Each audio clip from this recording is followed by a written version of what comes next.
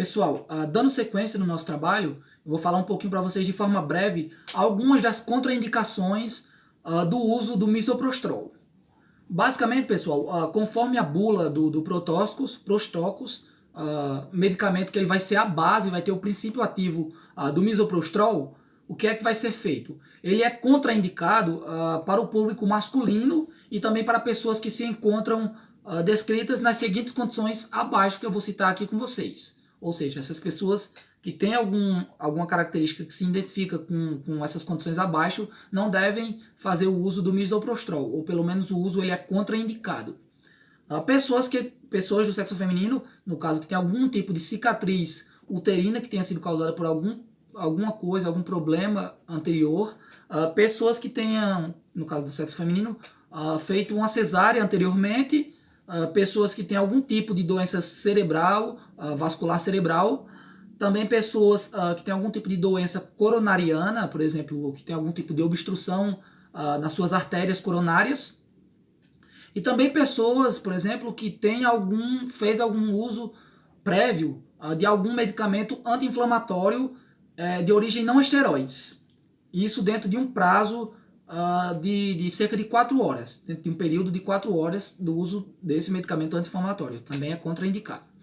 E nesse último caso que eu vou citar com vocês, pessoas hipersensíveis ou que têm hipersensibilidade a qualquer que seja dos componentes descritos e que estejam dentro da fórmula desse Prostóxicos, a base do princípio ativo do misoprostol. Esses são os casos que o misoprostol ele é contraindicado o seu uso. Vale também destacar para vocês, pessoal, que gestantes ou mulheres que elas estão com alguma suspeita de gravidez, não é indicado o uso do misoprostol, não devem fazer uso desse medicamento sem orientação médica e sem um acompanhamento médico básico. Visto que, por exemplo, o misoprostol ele pode promover a contração uterina, aumentando as chances de um aborto não desejado. Então essas são as contraindicações do misoprostol. São os casos específicos. Claro que tem alguns outros casos que também poderiam ser citados aqui no trabalho, mas esses foram os principais que eu resolvi citar para vocês, onde é feita a contraindicação desse medicamento, o misoprostol, ou de outros medicamentos que tenham a base ou o princípio ativo dessa substância, o misoprostol. Pessoal, para finalizar o nosso trabalho, eu pesquisei uma pesquisa lá que falava justamente sobre a avaliação de riscos dos teratogênicos em gestação expostas ao misoprostol. Eu peguei essa pesquisa lá e tentei resumir aqui para vocês, basicamente, os resultados ou tudo que estava dentro dessa pesquisa para trazer para vocês, falando do uso do misoprostol e avaliando justamente os riscos dessa substância como potencial teratogênico dentro das gestações que são expostas ao uso dessa substância ou desse componente. Então, pessoal, quais foram os objetivos dessa pesquisa que eu encontrei? Basicamente, essa pesquisa fala que, vou falar um pouquinho aqui para vocês, o que estava lá na pesquisa e que eu achei interessante citar para vocês. A tentativa de aborto mal sucedida com o uso do misoprostol, sem indicação médica, tem sido associada basicamente a malformação congênitas ou malformações congênitas. Esse estudo ele teve por objetivo identificar em recém-nascidos, malformados e controles normais a frequência de exposição ao misoprostol e o espectro de malformações associadas ao mesmo. Esse foi o objetivo. Qual foi a metodologia utilizada nessa pesquisa que eu encontrei? Basicamente seria um estudo de caso-controle desenvolvido no ano de 2005 nas 4 principais maternidades públicas de Fortaleza, no estado do Ceará. Através de busca ativa diária, foram identificados recém-nascidos com diagnóstico de malformação fetal ou de malformação fetal e controles saudáveis de mesmo sexo nascidos em seguida da mesma maternidade, pareamento de 1 para 1.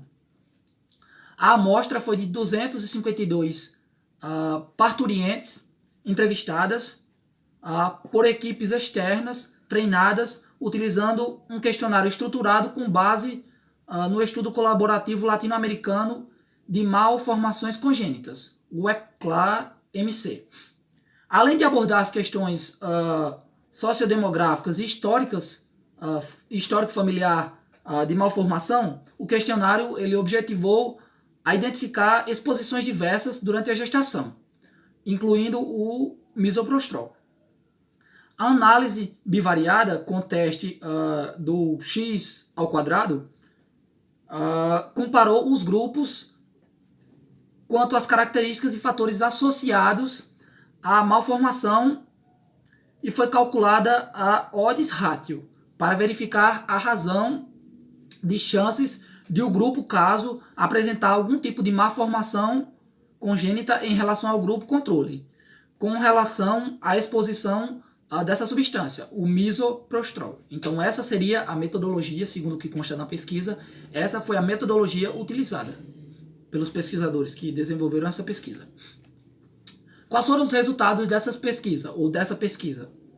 Bom, segundo o que tinha lá, os seus resultados foram que não houve diferença significativa entre os grupos caso e controle quanto à maioria dos fatores de risco investigados para malformações.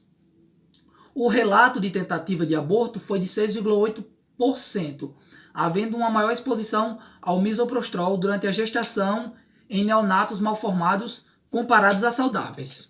O odds ratio foi de 3,65%, o IC 95%, que deu igual a 0,74%, menos 17,91%. O aspecto de malformações encontradas entre os recém-nascidos expostos ao misoprostrol foi justamente compatível com a literatura, como os decorrentes de defeitos de tubo neural e disrupção vascular. Esses foram os resultados. E as conclusões dessa pesquisa foi que os achados desse estudo, apesar de não apresentarem significância estatística, sugerem que os fetos que foram expostos, por exemplo, ao uso do misoprostrol, dessa substância, apresentam uma tendência maior ao risco de defeitos congênitos, comparados aos não expostos ao misoprostrol. Outras investigações devem ser incentivadas para que se identifique melhor o dano causado pela utilização indevida do misoprostrol, principalmente em países onde o controle desse medicamento ele é ineficaz. Então essas foram as conclusões dessa pesquisa que eu procurei e trouxe para vocês. E basicamente esse foi o nosso trabalho, pessoal. Espero que tenha ficado bem entendível para vocês a questão do uso do misoprostrol, as suas consequências, a sua relação com a má formação congênita e com anomalias, e também como é feito o uso de forma correta ou com indicação médica e quais os efeitos que eles podem causar no período gestacional, no feto e no embrião, e como seria o seu potencial teratógeno. Então essas são as nossas referências e espero que tenha ficado bastante entendível para vocês e muito obrigado pela atenção.